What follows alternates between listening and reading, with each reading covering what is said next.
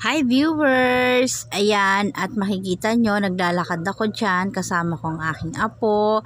At yan ay umaga pa, hindi pa yata ako nakapaghilamos dyan, kaya ganyan ang itsura ko. At pupuntahan namin ang nanay ng batang ito, ihahatid ko sa kanya. Punta kami sa court kasi nag-iiyak ang baby ni Sophia. Kailangan kong ibigay sa kanya. At yan ay di Dede. Ewan ko lang kung maraming tao ngayon sa court.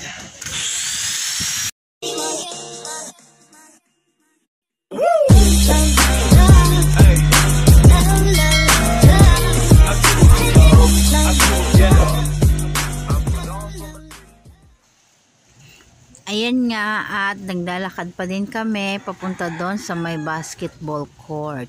At meron daw dyan taga City Hall. Kasing anak ko, kukuha daw siya ng Quezon City ID. So, titignan natin kung ano pang meron dyan sa loob ng basketball court na yan. Meron din daw pala dyan yung mga sa Meralco, meron sa Ipin, yan, meron sa Pabahay. So, i-check natin kung ano pa meron dyan. So, ito nga yung sa bus, yung bus pala yan, no? Mini bus, dyan, yung dental health bus nila, dyan pala bubunutan ng ngipin or magpapalinis ng ngipin. Ayan o, Caravan Series. So, kaninang umaga daw, hindi ko naabutan, inandyan yung aming barangay chairman, si Alan Francia. So, ayan nga, ang daming tao sa my court. Hindi ko alam kung ano-ano yung mga yan. Pero, nabanggit sa akin kanina, yan daw ay libre yung palinis ng ngipin, libre ng pabunot. And then, meron din dyan yung sa peso, yung hahanap ng trabaho. And then, scholarship. Gusto mo na scholarship. And then meron nga daw dyan yung Pabahay. And then meron din dyan yung Quezon City ID nga. Yan yung ina-applyan ng anak ko or kinukuha niya ngayon dyan. So ayun na nga yung anak ko. Yan si Sophia. At ayan kasama yung kanyang isang anak pa, yung kanyang panganay na anak. Kasi ayaw umiwalay sa kanya.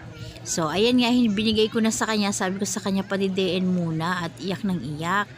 At umaga nga yan, siguro mga past 8 pa lang yan. So, ayan, pinakita sa akin yung residency ba yun galing sa barangay. Kailangan daw yan bago makakuha ng Quezon City ID. So, ayan, kinuha ni Singkit, yung baby namin na nagugutom na. So, yan, ang daming tao. Daming tao dyan, their viewers. At yan, may kanya-kanya silang mga lamesa.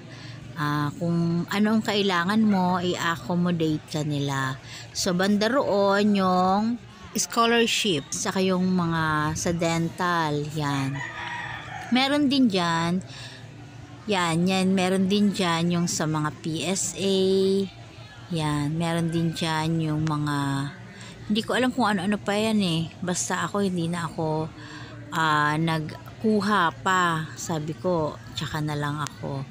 So, ayan, ang daming tao. Maga pa lang yan, kaya medyo hindi pa puno. Pero, sabi ng anak ko, pagdating na ng tanghali, napakaraming tao na.